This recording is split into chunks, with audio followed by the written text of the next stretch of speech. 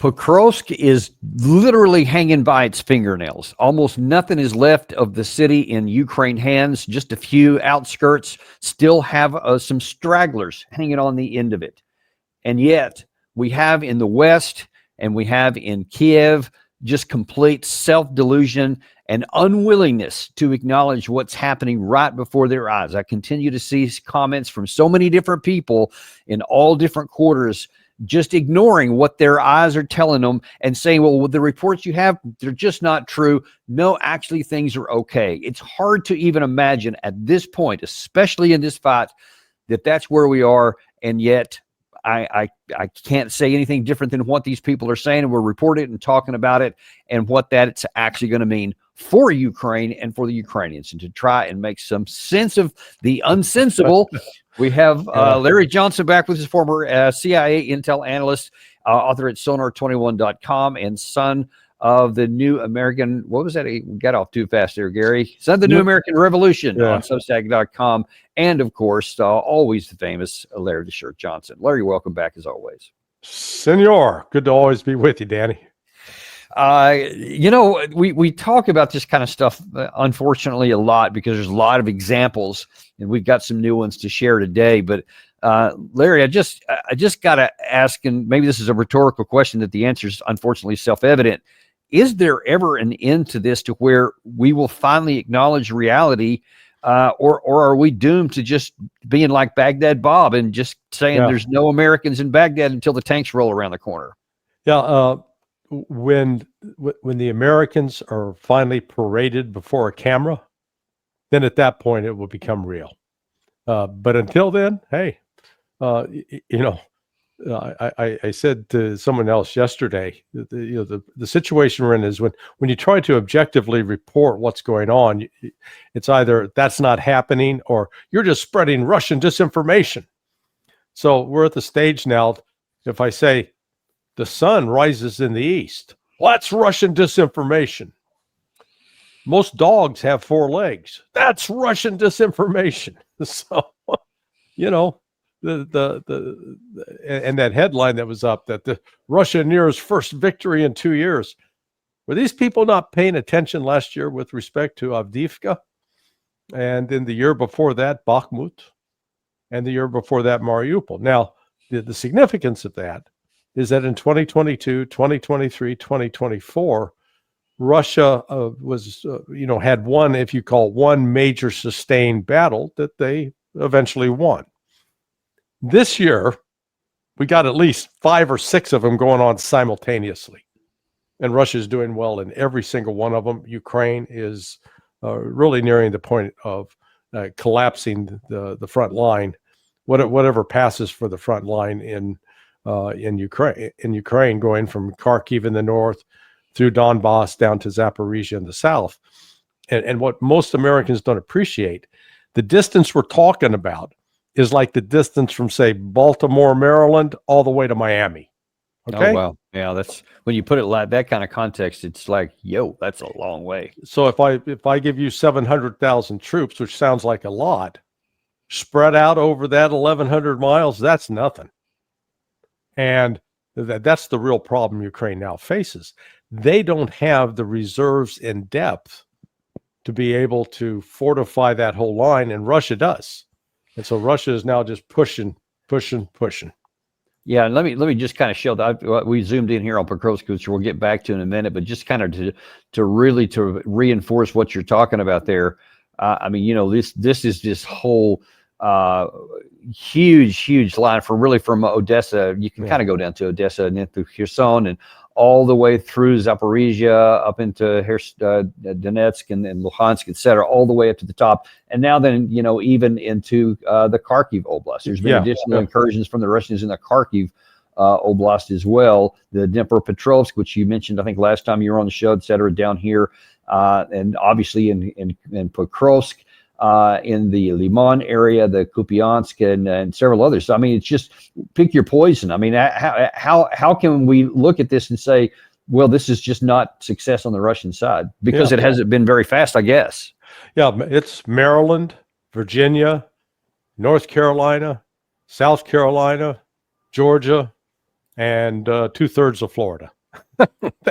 That's a big piece of real estate. And, I am fascinated. Maybe you have some insight on this. Why is it that in the West, we've got this imaginary game clock running down? Boy, Russia's moving real slow. It's like it's the fourth quarter of the Super Bowl. 2 minutes are left to go. And if Russia doesn't score in the next 2 minutes, they lose.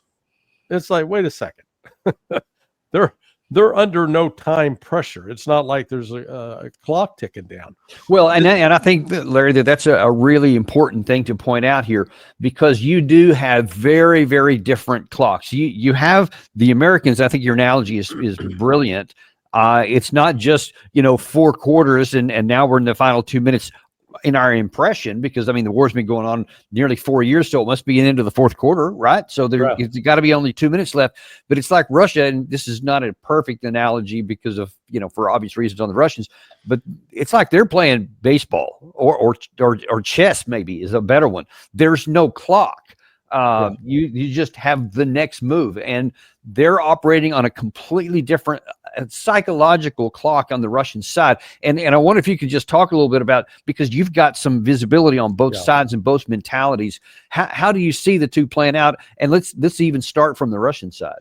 Yeah. So from the Russian side at the outset, and what I heard, as we talked about General Aludinov and General Brzezinski and Colonel Basarino, people I met in Moscow over the last, couple of weeks back. The only real interference, if you want to call it interference or intervention by Vladimir Putin with respect to military operations early in the war was, let's minimize the casualties. We're under no rush. We're going to stop this threat, but we don't need to unduly put our men at risk. And the other aspect to it as well is that Russian senior officers, they actually do lead from the front. Aludinov, he didn't tell those guys to go into that pipeline, that 13-kilometer walk through a gas pipeline up into Suja. He didn't say, "Okay, guys, get going. That's your job." He led the thing. He led it, right? Hunched over, marching for 13 kilometers. I have a tough time hunched over walking from my bed to the bathroom. Okay. So that's pretty remarkable. But and the other point that was made to me was, look, we're trying to actually minimize the number of Ukrainians we're killing because they're relatives. The number of Russians who are married to Ukrainians and vice versa is significant. And you've got family members on both sides. Hell, General Syrskyi, the Ukrainian commander, his parents live in Russia. So this is there's sort of a civil war element to this, that they don't want to destroy unnecessarily the lives of the Ukrainians, and they want to preserve the lives of the Russians. So they're moving along at as some in the West want to say, at a snail's pace. So what? It's not like they're being scored on how quick they did it. And baseball, actually, I think cricket is probably a better example, because that's even slower than baseball. That goes on for days. But it's probably a better one. That's probably a really good one there. By the way, I want to kind of break in here. Gary just sent up, we have some breaking news. Angelina Jolie's driver has been detained and drafted into the Ukrainian army during her trip into Ukraine. And she was actually there. I remember seeing something about this yesterday, that she was there and kind of on a humanitarian mission. And I was thinking, this is not really helping that much because a lot of people are aware things are bad, but she was there. She was on the pro-Ukraine side, but now then apparently her driver has been drafted. What does that tell you about the just desperation, I guess, on the Ukraine side, that they're literally any man that's breathing? Yeah, the next time, get a female driver and make sure it's a woman over the age of 50. So, look, as I saw your conversation with Doug McGregor, and actually I just talked to him a little bit ago. Hmm. And he was pointing out, he says, look, some of the guys that the Russians have captured around Pokrovsk, they literally put on a uniform about a week or two ago. You know, they probably learned how to zip up the fly on the pants, but beyond that, they're nowhere near equipped to be a functioning soldier. So this is reminiscent of what the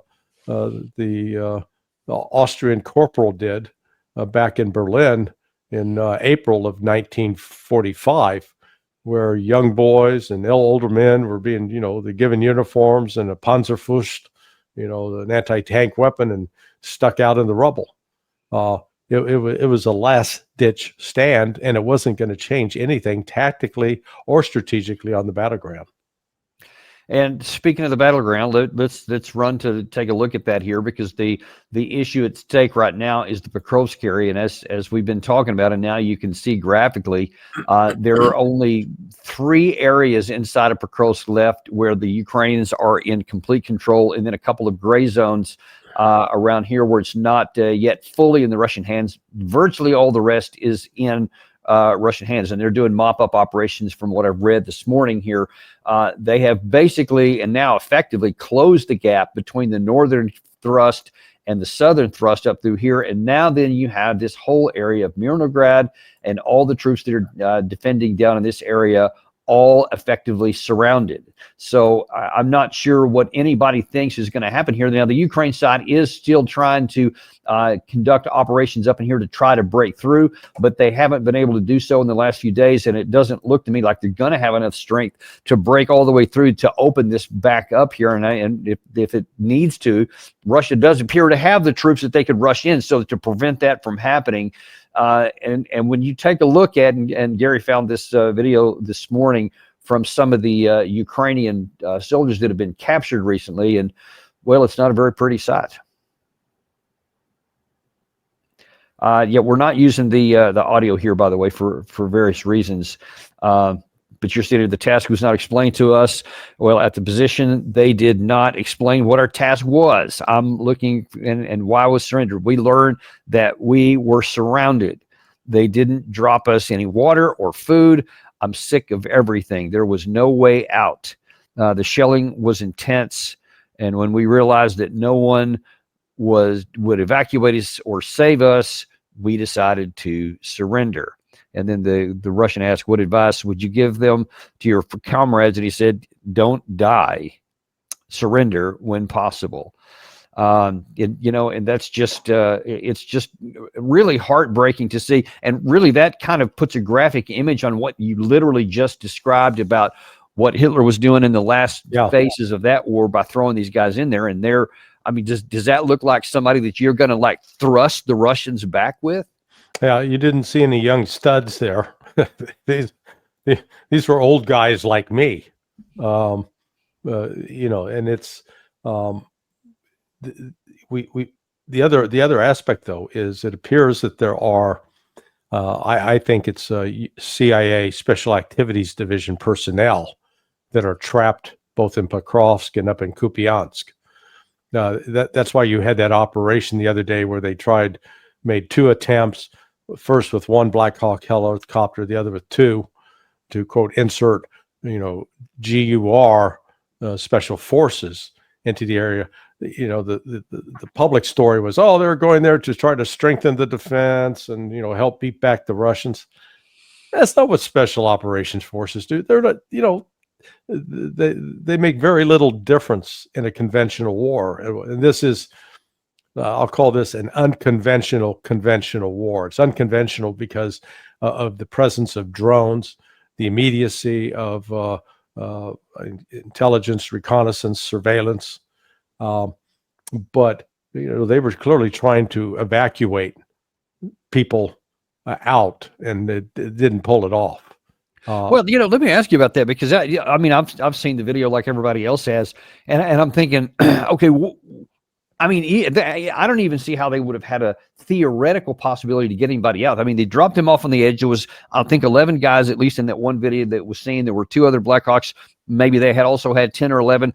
you can insert those guys in there, but to do what? I mean, guys on foot are not going to be able to get anybody else out there unless you bring another MT helicopter in to bring them out. Well, what do you think about that? Yeah, no, I think the plan was that they were going to infiltrate in, collect the people, and then provide an escort for them out to an LZ, a rendezvous point. And they didn't even get that far. They hadn't even figured out that they'd be immediately tracked with these drones.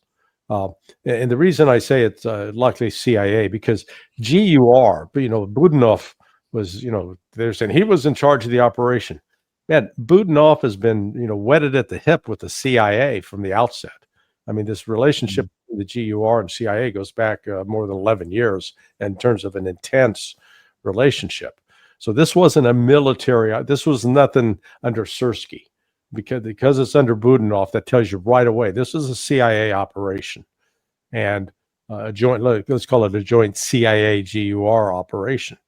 And so again, those guys, they weren't going into fight, but they were taking them in the hopes that they'd be able to help escort the others out, instead of letting the two, three, or four, how many ever U.S. Americans are trapped inside Picross, to just put them on their own to figure out where they'd go to get picked up. Okay, but let's talk about something here. This is nearly 4 years of war, right? So we have all kinds of experience. We understand everything you literally just mentioned about the surveillance, the pervasive surveillance in the presence of drones, whether it's attack drones or reconnaissance drones, etc. Nobody in this part of the earth could possibly think that you're going to insert a UH-60, get guys out, and that there's not going to be drones watching all of them. I mean, what possible hope would anyone who ever ordered this, that these guys were going to literally be able to do anything on foot? I mean, seriously, what could be behind the thought? Let me take you back to your days when you were in the Army, and you did exercises. And at the end of the exercise, there'd be the hot wash, and they talked about lessons learned. Yeah. Did you ever see any lessons learned? I saw that stuff that made on PowerPoint slides. It was really good. We put it in an envelope and really never read it again. But yeah, we had them. The best exercise ever. No one's ever done it better than us. But I'm basing this. I did it for 23 years, and what I saw repeatedly were things that you'd think, like you're thinking rationally and logically. They've been doing this for 3.5 years. They should have known by now. And exactly. They don't learn. I mean, it's shocking. It really is shocking. I mean, you literally sent probably all those men to their deaths. I doubt any of them survived. Yeah. Well, go back to World War II and look at the operations of the Special Operations Executive by the British, the SOE. They did that repeatedly. Go back to Vietnam, the operations by SOG, Special Operations Group. They kept sending people out. They kept getting killed. They're trying to figure, geez, what's going on? The enemy seems to know where we're moving. No shit. They were penetrated. So what I'm saying, I'm not surprised by this, because we got a good long history of it. And so I'm sorry, Larry, I got to throw this in there though.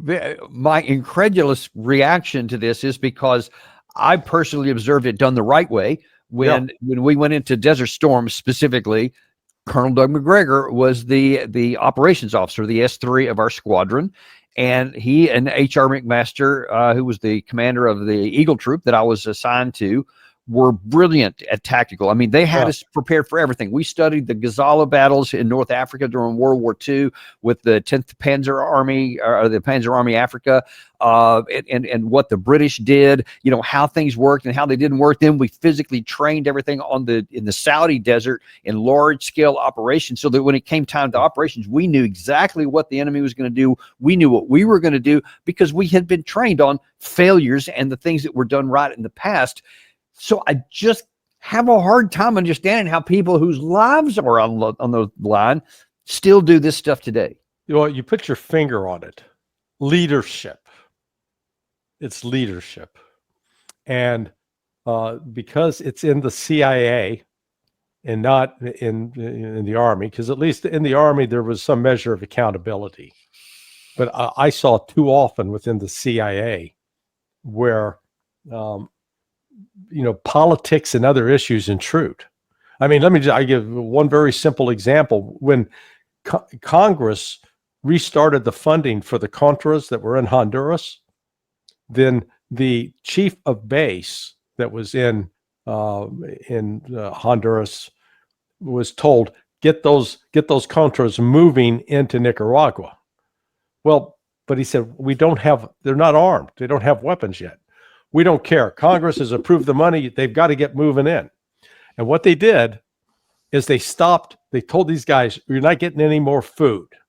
If you want food, you got to cross the border into Nicaragua and you get fed there. We'll airdrop you the food. And so here I'm sitting as an analyst and we're watching this infiltration. I didn't know that part of the story yet. And we're watching these Contra units going in and they're getting chewed up by Sandinista battalions. And we're going, geez, they're not very good at fighting. Well, yeah, if you don't have guns and ammunition, you aren't going to be very good at fighting. So, I mean, that's just one small example I've seen, but I've seen that at the CIA. And so when you tell me that you got CIA involvement with this, that explains it, because they do not, the accountability within the agency is almost non-existent.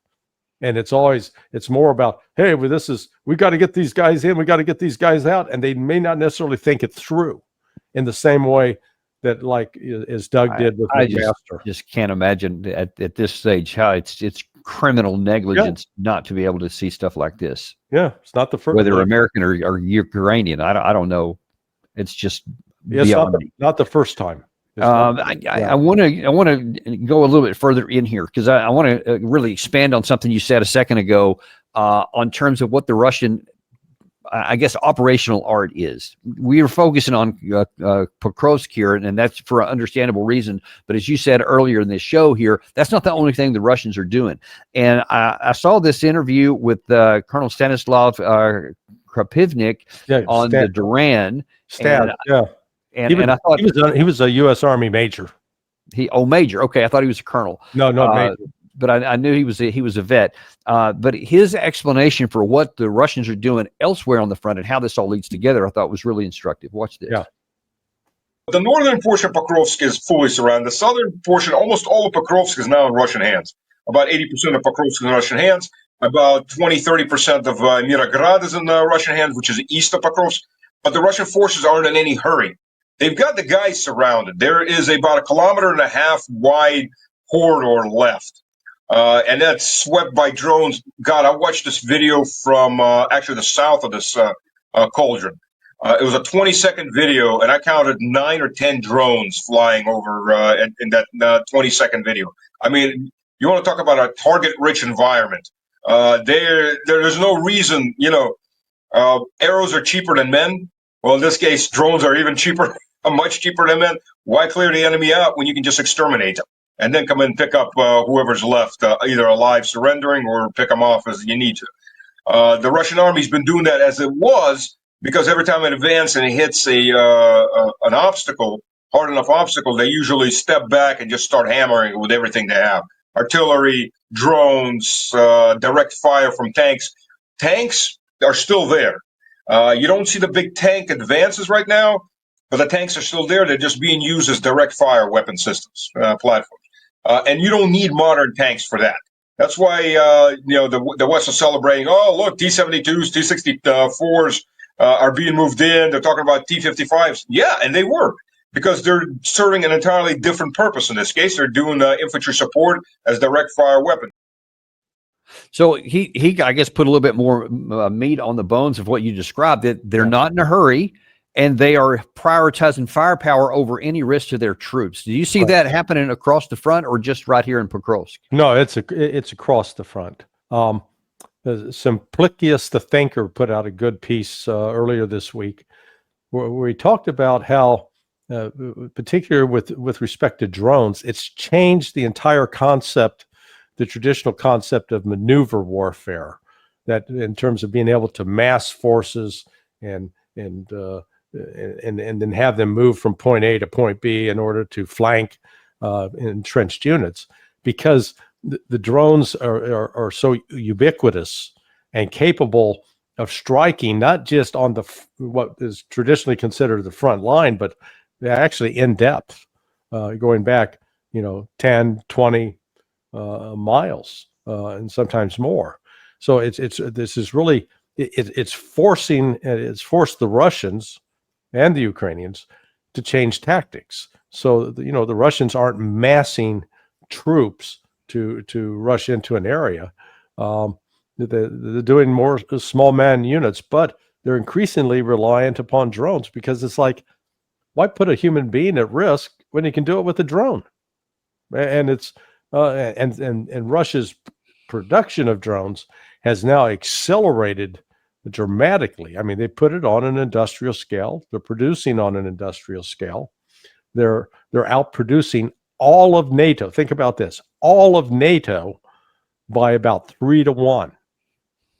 So, we can't compete with drones. We can't compete with artillery shells. We can't compete with manpower, tanks. It's just there's not a single area you can point to where you could argue that Ukraine and or NATO have an advantage over Russia with either personnel or weapon systems. If I challenge anybody, come up with that area where they do have an advantage. It just doesn't exist. Yeah, and so Russia is they're maybe they were slow to sort of wake up, but man, once they get on the horse, they're riding hard. And we got a history of that. Yeah,